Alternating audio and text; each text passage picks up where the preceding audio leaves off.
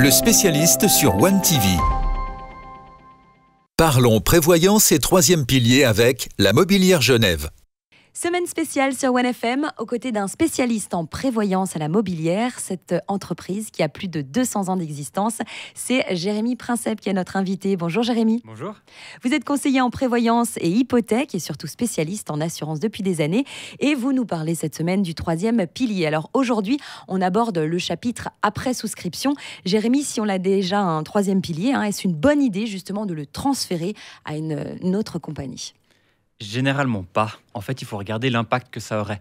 Ça, c'est vraiment le conseil que je peux vous donner, c'est d'aller regarder votre troisième pilier avec votre conseiller pour voir si ça peut être une bonne idée ou pas de le faire. Mais ça va dépendre de la valeur de rachat. Après, le fait de le changer pourrait avoir des conséquences négatives, donc peut-être pas le faire. Voilà. Toutefois, si par exemple vous avez fait un troisième pilier puis que vous cotisez pas au maximum, imaginons vous mettez 200 francs par mois et que vous voulez compléter jusqu'à 570, que vous pourriez aller au max, vous pouvez tout à fait en ouvrir un nouveau et pas forcément dans la même compagnie que vous avez déjà. Voilà, vous savez tout. Et en termes de couverture de risque, quelle est la plus fréquente ? Alors, la lacune la plus fréquente pour la couverture de risque, c'est la partie de l'invalidité en cas de maladie. Ouais. En Suisse, on est déjà plutôt bien couvert en ce qui concerne la partie accident, par le biais des assurances de nos employeurs. Mais la partie maladie, en cas d'invalidité, il y a souvent une grande lacune.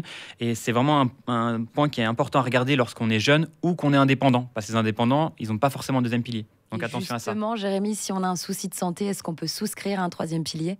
C'est une très bonne question. Dans tous les cas, il faut essayer. Parce que même si vous avez un souci de santé, vous avez un questionnaire de santé qui est prévu pour ça, vous répondez honnêtement aux questions, c'est très important. On ne ment pas. Voilà, surtout ne pas mentir. Risqué, voilà, exactement. Et puis quand vous avez soumis la proposition à l'assureur, lui il va analyser, il va vous dire si vous pouvez le faire ou pas. Et si vous pouvez le faire, peut-être qu'il va vous mettre des clauses, des réserves, mais ça, c'est à négocier. Donc essayez, vous n'avez rien à perdre. Merci beaucoup, Jérémy Princep. Avec plaisir. Un grand merci de nous avoir éclairé tout au long de la semaine d'ailleurs sur le troisième pilier. Pour toutes les personnes qui n'auraient pas encore franchi le cap, rendez-vous à la Mobilière. Merci. C'était le spécialiste sur One TV.